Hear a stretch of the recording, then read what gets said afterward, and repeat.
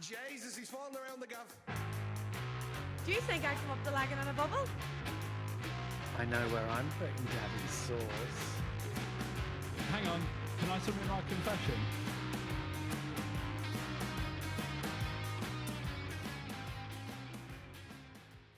All right, Middlers, welcome back to Meet in the Middle podcast. I'm Jake. I'm Danny. I'm James. This is the podcast where British and Irish banter collides, bringing you chaotic laughs, bizarre confessions, and a whole load of questionable life advice. Here's what's coming up this week. This week, in Have You Heard, we've got a bizarre tale of grown men dressing up in bird costumes and shouting in a pub in Belgium. In Confessionals, we have a best man speech that ruined the wedding before the cake was even cut. Rachel's furry box is out, and we're going to have a little rummage inside for a question. And in What the Fact this week, we're finding out why your brain decided to wire you as a left-hander or a right-hander, and which one is better in the sack. And you're probably wondering why Rachel isn't here. She's not here this week, unfortunately. She's at an orange marriage. But the show must go on, and you know what that means. It's time for another Boys episode. Bad boys, what you gonna do? What you gonna do when they come for you? Yes. Forget fantasy football or joining a running club. The latest competitive sport is all about throwing your head back and screaming at the top of your voice in a pub in Belgium. Yes, it's time for Have You Heard? Oh. So, in a small coastal town in Belgium, dozens of people just gathered for the 6th annual European Seagull Screeching Championship. Yes. No. A sound that you're probably familiar with, Danny. So instead of pints and a quiet conversation, the air was filled with the sound of 60 people from 14 different countries aggressively mimicking the ocean's most annoying bird. People literally show up in handmade bird costumes ready to go to war over a microphone. If you're interested in taking part, this is how it works. So you walk into the De Valoren Gumnor Cafe. Here he is. Here he is. Oh, Jesus. And you get the crowd all hyped up. And then one by one, contestants step onto the stage and unleash their most unhinged seagull screams. So expect perfectly pitched squawks, flapping arms and full choreography, and judges scoring out of 100 based on authenticity and performance. So they even have a colony category, which means you and up to 4 mates can get on stage and screech in unison. So we could do it. We could enter it. I'd be all over that. I'd be there, and I'd go down to the fucking harbour then after and rob everyone's fucking ice creams and fish and chips and then shit on the wall. What you've just said there pretty much happened. Probably not the shitting on the wall. So one contestant literally did her best impression by lunging her face into a bag of chips mid-squawk to win over the crowd. Are you ready for this clip? Yeah, go on. Oh my God. Jesus Christ, they're fucking good. 10 out of 10. Competition in a thing that I was doing, what was very weird. I didn't know about it, so I just thought, and I turned 40 that year, and I think that kind of ticked in, that I was like, okay, I'm not going to be. Jeez, he's got a beak. Now I'll do this competition. Oh, That sounds like a baby crying. yeah, that was a child. Yeah, don't like that. But the I bit think where you'd be good at that, Jake. What? Well, let's hear your seagull. No, I was going Let's to hear yours. Do it for the listeners. I was going to throw it out to you. This is my section. I got there first. I think we ought to Do it, hear... Jake. You two are the coastal queens here. Come on. You go first. I asked you first. Do it for the listeners. Don't you dare discredit them. All Do right. it. Suppose you ask to go, oh. There you go. Jesus. Somebody call 999. He's in pain. He's going to fall. So you badged me. So let's hear yours then, James. I watch it. You badged Okay, me. right. Ready?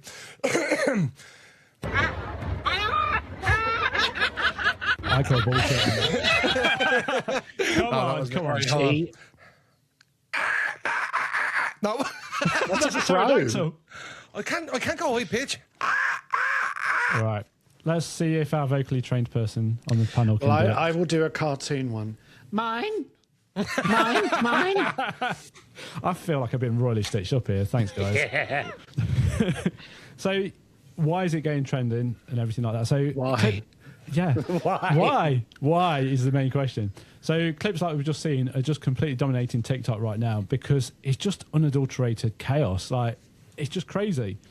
So the storylines They're not coming up on my TikTok, Jake. Oh my! We're the ones that live by the coast. Yeah. You're what, 50 miles inland? Yeah.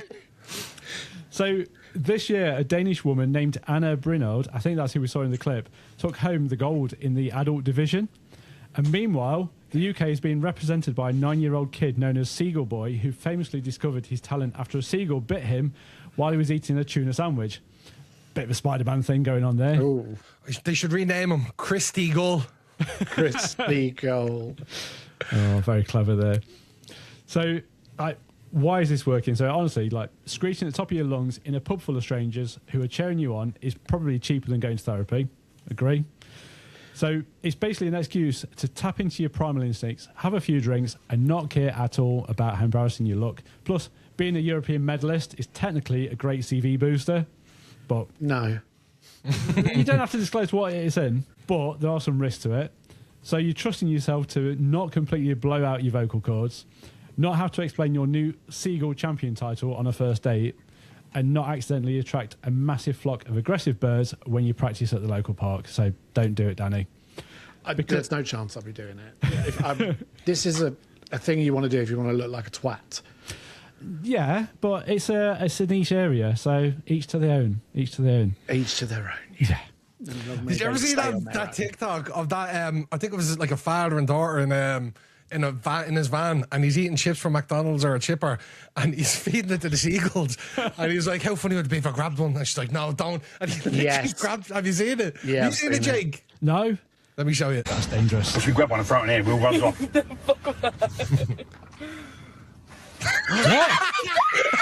No.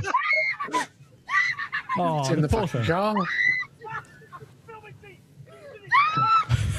Oh, the poor thing. Oh. To be It fair, must be so frightened. yeah. He did get rid of it safely though afterwards. To be fair, she could go in for that seagull contest. Yeah, she with how could. high pitched that she was. That would have been me, though, to be fair. I would have been screaming like that. It's not the only thing that's happened, and I'm coming to it. There was another contest the same weekend. So if you thought a pub full of fake seagulls was the weirdest animal competition in Europe, you're wrong. So the same weekend, the Tartu pig calling contest happened. I'm feeling that this is a bit Eurotrash, bringing back Eurotrash. It's so here. Eurotrash. I love it, but I hate it. You might hate it. That might swing the vote for this time around when you see this. So this happened in Estonia. Can you do a better pig imitation than this?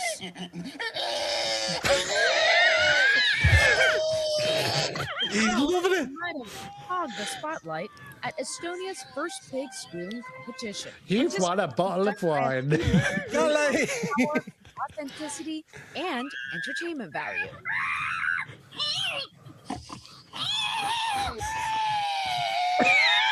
Wow.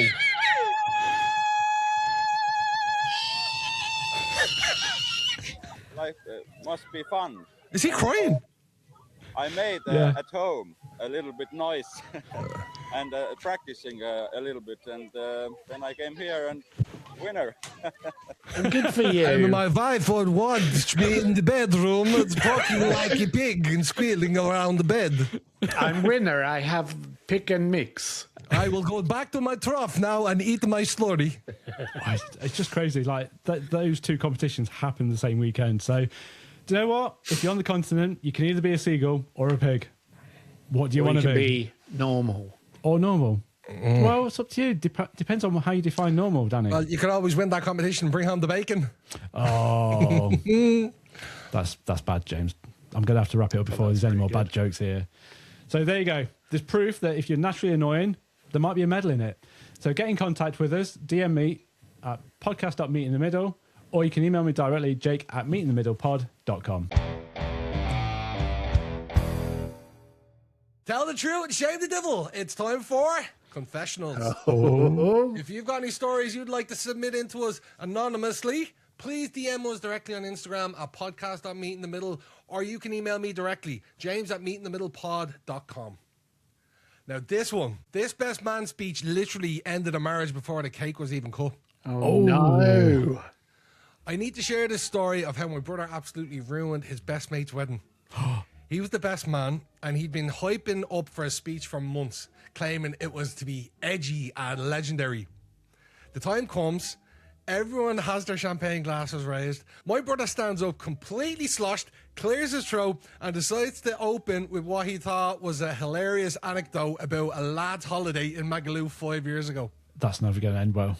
He grabs the mic and yells, "If you told me in that strip club floor in Maga that Dave was going to end up marrying the girl he cheated on Stacey with, I'd have called you a liar." No.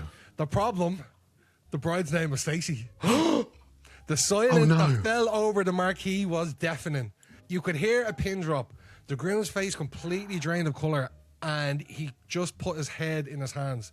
The bride slowly stood up, threw her napkin on the table, and walked out without saying a word. The bride's dad actually stood up and demanded the DJ stop the music. My brother tried to laugh it off and go, "Oh, just a joke, lads." But he was escorted off the premises by a venue manager. The couple annulled their marriage 2 weeks later. No. Shit. No. Why would you? That would be the shit of nightmares. Imagine ruining that and So all eyes on you. Was it the bridesmaid? No, I think he was saying if you had told me that he was going to marry this girl after cheating on Stacey, but she was Stacey, he was the one she cheated on. Oh, I thought it was a bridesmaid called Stacey. No, her name was called Stacey. Yeah, and he thought he was talking about an ex that cheated. No. Yeah. No. Rookie. Don't do it. Yeah, just don't cheat. Don't bring That's it up like what was it with it was the father of the bride that got a blowy off the Yes. That was another bad one. Full of confessions, these weddings. Well, yeah, we had one last week as well, didn't we? Yeah. Another wedding one. And I've got one more. This one's a voice note, and I had to play it. I feel like I need to tell you this story because it's so funny. So, the client, right, she's like an older woman. Well, she's about my mum's age. And she was saying she met this family when she was on holiday years ago. And she said, I always meet up with them now and then. She said, they live on the Wirral. She said, we went out for our tea the other night. And she went home. She says, they've got a son who's autistic, he's like really bad autism. And he's about 20. And he's asked his mum if he could go to the shop on his own. And she was like, I didn't want to let him go, but I wanted to try and start letting him do things on his own. So she said, yeah. And he says he went to the shop, and she went, he was a while, like, and then he came back, and she went, and he had like loads of marks all over him. She said she thought he'd been like attacked or something, and she said she was going, what's happened to you and all this, and he was like, I'm not telling you because you won't let me keep it. And she was going, keep what? What are you talking about? And he's like, can I keep it? And she was going, keep what? In the end, she said, where have you put it? And he went, in the garage. Oh, what? What's he done? She went in the garage. And she thought obviously it was a cat or something like that. He brought a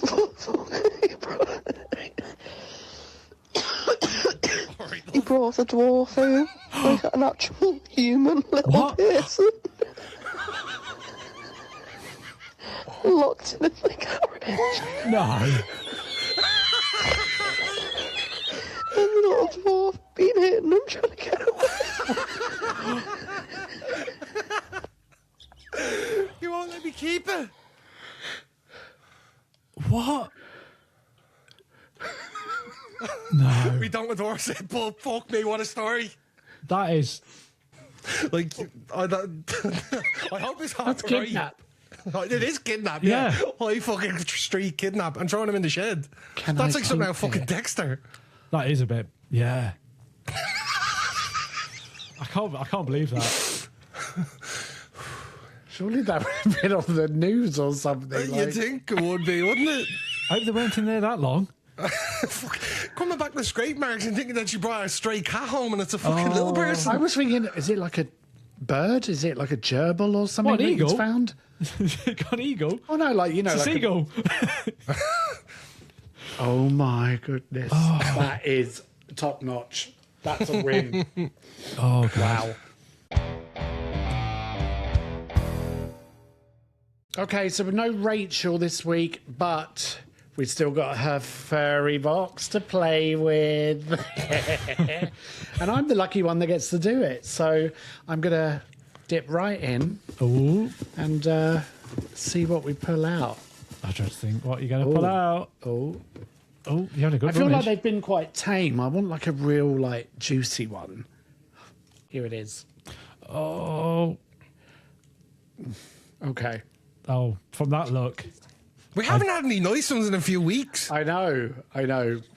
Right, well, this one is... Have you ever eaten anything off the floor? Oh. Who hasn't? Do you mean, what do you mean, like a full meal sitting down on your stomach? I think it's like, have you ever eaten something off the floor? So food has dropped on the floor, have you eaten it? Yeah, something that's dry or like a 5 seconds. Yeah, or like a Malteser or something that roll.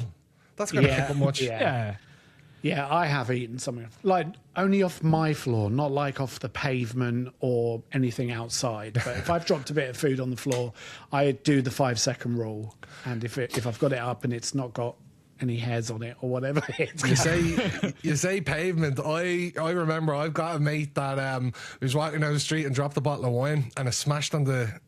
You have me going American. I was about to say sidewalk on the path. He dropped it and it smashed on the side of the road, on the side of the path, and he got down on his hands and knees with the broken glass and started sucking the wine up off the path. The thing is, though, is if wine had collected in a bit of the glass and I was really, really parched. No, I'm talking like down onto the side, onto the concrete, going sucking it off the concrete. Yeah, there's like little shards of glass and everything that, and the shit, and it's wine meets gold dust or Goldschlager, was it? Yeah, remember Goldschlager? Oh yeah, the whole myth. Goldschlager had like little fine pieces of metal that they said was gold, which wasn't. That cut your throat as you drank it, so it went into your bloodstream quicker. Can't you remember that? You don't remember Goldschlager? Oh, where have you been? was that Danny? actually something? Yeah, let's show you. I'll show you now. That's mental. Surely that got banned or discontinued. No, I think you can still get it, Danny. I think there's another. But it doesn't actually cut your throat because I mean that's. There was an urban myth. Right. Yeah. This is the bottle here. I can't. Oh, Goldschlager. And you can see the fine little Never bits. heard of it. Similar. Yeah, you can see the bits of gold in there. Yeah, I used to love Goldschlager. Yeah, it's nice. It's I think it's cinnamon based, isn't it? Yeah. Wow, never heard of it. One thing that I had that you could probably eat, well, you would find on the floor. There was it's still there. There's a bar in Nottingham called Cucamo's, and they used to do. It used to be a tequila shot, like tequila little bottle, and it got the worm inside it as well. So you would neck it and have the worm as well. Oh. Yeah, I remember the tequila with the worm. I've just remembered something. When I was a kid and I lived in South London, there was a little girl that used to eat mud. Like she would properly eat mud from the back garden. What? And then we used to call them the mud eaters. It's like something out Wrong Turn. But she'd literally come back in and she'd have like brown from all the like soil she'd been eating. Yes. Weird, Fucking mole people you grew up with, Danny. Yeah. Do you know what? In Streatham at the time. Yeah. Do you know what? I bet she grew up and she's vegan now. Probably. Like I've been on like a few nights out, and I've seen on one occasion a girl dropped a kebab, and she picked it up off the floor and started eating it. The thing is, if I was paralytically drunk, I dread to think that I might actually do the same. Would you? If I was really hungry and it was still in its pita bread, I may have done. I mean, I'm speaking hypothetically because I haven't done it, of course, but if I was paralytically pissed and the kebab shop was shut now because we were the last ones in there, Yeah. I probably would. Yeah, like a kebab is different. If it's in the pita bread Yeah. and it falls and hits The the what? bread. Sorry, the what bread? Pita. Peter. Pita. The pita bread, Yeah. Peter. not pitta. No, I'm not English. No, but if it hits the bread and the inside contents are like surrounding and encased, why not just open it up and eat the meat? Yeah. Why No. wouldn't you? Yeah, No. I think I probably would. See, when I'm paralytic drunk, I have. Jake, when, you shat in a bat. Don't be giving us fucking advice. when I'm paralytic drunk, when it comes to food, I have standards. Everything else, the standards Sorry. slip. Standards down to yellow label oil only. Leave it out. Okay. You don't know that those items may have been dropped. That's why they're yellow labelled. They dropped their prices anyway. If it's still in the packaging, it's not been dropped. It's fine. But no, I've never eaten anything off the floor. Do we reckon Rachel might have eaten anything off the floor? Oh, 100%. yeah. Rachel. Probably a kebab as well. It might have been Rachel that I saw on the night out. Well, there we go. That was a good one this week. Yes. Let's see what comes out of Rachel's box next week. Crabs. Why are some people left-handed and some people right-handed? Oh. That's the question I'm answering in today's. So, about 90% of us out there are righties. So think of us as like the vanilla lattes of the human race. And the other 10% are lefties. So they're the double mochaccino frappes with almond milk, no foam, hold the ice. In the old days, the church actually thought that if you were left-handed, then this was the sign and the work of the devil. Ooh. Yes, I have a because... story about that. Oh, well, wait for it. Let me finish this bit and then tell us all about it. The Latin word for left is sinister. Literally. Dum, dum, dum. So I guess if you're a lefty, you're basically one step away from summoning a devil in a Tesco Express. But James, tell us, what is it? So, yeah, obviously, I'm left-handed. Majority of my family are left-handed, believe it or not, as well. Oh. But, yeah, it was a sign of the devil back in, like, the 40s, 50s, 60s in Catholic schools, and teachers would beat it out of you. Like, they'd smack you with a ruler anytime they see you writing with your left hand. And I've actually got a friend whose mother was left-handed, but got it beaten out of him in school, and to this day will only write with his right hand. He can't write with his left anymore. Wow. He lost the ability to write with his left, so he is forced to be right-handed. Wow. Well, I'm going to talk a little bit more about left-handed and right-handed because that's what the fact is about. But here's a little factual nugget for you. The reason why you're either left or right is it's all about brain lateralization. So I guess the best way to describe that is to imagine your brain is like a messy flat share, and the left side handles things like logic and speech, and the right side handles like all the artsy fartsy creative stuff. And because the wires cross over, the left side of your brain controls the right side of your body. So technically, if you're right-handed, you're in the right mind. And if you're left-handed, well, you're just a bit special, aren't you, James? No, you just said that backwards. If you're right-handed, that means you're using the left side of your brain. So if you're left-handed, you're right-minded. So fuck you. No, I didn't. I said, if you're right-handed, you're in the right mind. But you're using the left-hand side of your mind, though, you just said. The left side of your brain controls the right side of your body. So if you're right-handed, you're left-minded. So if you are right-handed, you're in your right mind. No, you're on the left mind. Well, anyway, you talking about that story there. When did you, James, when did you both discover you were either a lefty or a righty? Because, like, was it just like at school, here's a pencil and I'm just going to start writing with this hand? Is it instinctual? You said like your family are pretty much all left-handed, so is it kind of learnt? I'm just intrigued because for me it was just instinctual. I I didn't think about which hand I had to write with. Well, it's probably it's funny that you mentioned that if you're left-handed, you're more creative and stuff, because I remember when I was a kid, I used to draw with my mum on the kitchen table. I used to like draw stuff, and her being left-handed and drawing. She said the right side handles the artsy-fartsy stuff. Yeah, right hand, you said you're left-handed. It's crossed over, you said. Am I telling you you're only... oh, what the fuck? Your left side, your right side of your brain uses your left, control to your left. The left side of your brain handles things like logic and speech. Yeah. The right-hand side of your brain handles all the creative But stuff. you said that But the wires, they do cross over. Yeah, so if you're left-handed, the you're left more side of likely your brain creative. controls the right side of your body. Yeah, so you're more likely to be creative if you're left-handed. You could say so, maybe. I just did. It's funny though that, like you said there, left-handed people only amount for 10% of the population, but yeah, 50% of the podcast is right-handed and 50% is left. Yeah, that's true. Yeah. And I'd say 50% of my family are left-handed, and I'd even go as far as to say 70% of my friends are left-handed. Really? Yeah. Maybe it's an Left-handed Irish people. thing then. Maybe, it could be. It's the rebellion spirit. Yeah. Like, just thought, right, I'm going to... Because Rachel's Right, Irish as well. Yeah. I used to try and write with my left for fun. Rachel used to try and be Irish. I'm joking. But yeah, I like going back to what you said, like I just a pen in the hand and then that was it. But yeah, always used to try, and I think I managed to get to a point where I could write my name left-handed. So at one point I was a bit ambidextrous, but yeah. I remember my mum telling me years ago, she went into a bank to sign a check or something and get money out. Now, in Irish, the word for being left-handed is kitog. My mum didn't know that at the time. And she was signing, obviously, with her left hand. And the bank teller said, "Oh, you're a kitog." And my mum was like, no, just left-handed. she thought it meant ambidextrous.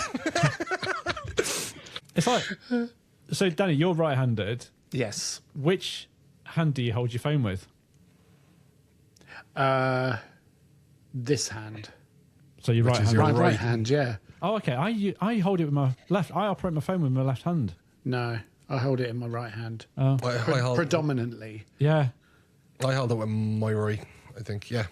I thought you were trying to trick me then to do like am I going to hold it like this or am I going to do that? Anyway, look, scientists used to think that there was one single lefty gene that you had, like a little switch in your DNA that goes click. It turns out that there's actually about 40 different genes involved. So it's a bit like a genetic gangbang, if you will. It's also influenced by the environment in the womb. So you coming from a family of lefties, it could be that it's, and it's because high levels of testosterone in the womb can sometimes lead to a left-handed baby. Oh. Macho man. Yeah. So Rachel, who's left-handed, she's what did you say? I said macho man. And then Macho man. Well, Rachel, as a left-handed woman, means that she's basically got more masculine juice. And you, James, well, you're probably just better at multitasking than the rest of us Neanderthals with all of your testosterone. there you go. But let's get into the bits that you actually want to know. And that's the persistent rumour that left-handers are supposedly better in the sack. Is that a rumour? Well, a study, James, by a global sex toy company found that 86% of left-handed people were extremely satisfied with their sex lives compared to only 15% of right-handers. 15% 15%. Righties, what are you doing? Are you just following the instructions on the box? Lefties, of course, have to adapt to a world built for other people. You don't know So how lucky you have it. apparently, that translates to being more creative with their equipment. So maybe you're right, James. All of that doodling and creative stuff, you can do a lot with your pencil. So given that statistic, boys, would you rather date a righty who's reliable but boring, or a lefty who might accidentally stab you with a fork but knows their way around the bedroom? Do you know what? I don't think have I ever gone out with a left-handed girl? I don't think I have. I've never dated anyone that's left-handed. It's very much yin and yang there, isn't it? Well, I've got a friend who's left-handed, and so is his brother, and then so is his fiance. But I've never dated someone. Do you think it's that you would pick up on? Yeah, 100%. Oh, you would, Jake? I don't like. As far as I'm aware, they're all right-handed, but it's not something that I would. Which finger did they show you when they told you? Both, both hands. Yeah, I don't think it would really. It's probably not the first thing I'd ask them. Are you right-handed or left-handed? Because I might get a bit of a weird look. But yeah, it's not something that I would really think about. No, I wouldn't either. No. I would. Would you? Yeah, but thing is though, I think you would think that more because you're in the minority. So it's something that's more of a difference, and you'd be more determined to say, like, come on, like we know what you like. I'll be on a date and I'll be like, how about those ring-bound copies? They're a nightmare, aren't they? Fuck me. Well, look, why hasn't evolution bred out left-handers? If there is only 10%, why are they still here? The bloody determined. It's called the fighting hypothesis. So in a scrap, like a Friday night outside a kebab shop in Nottingham, Jake. Picking it up off the bar. A right-handed person expects a punch from the right. When a lefty swings from the left, the righty is confused for a split second and bam, down he goes. Lefties have the surprise factor. And this is why they dominate in sports like boxing, tennis and fencing. Is that true, James? Because you were a boxer. I was a southpaw for 14 years, and I can back that up 100% because I even fucking hated fighting southpaws because they're a nightmare. You're so used to, like you said, 90% of the people that I fought were right-handed or orthodox. So when I came across a southpaw, I fucking hated it. It was so Because everything you was were backwards. expecting a punch from the right. Yeah, and like even the stance, the way you move around the ring, everything's completely different, and you have to adapt, like literally do everything backwards then.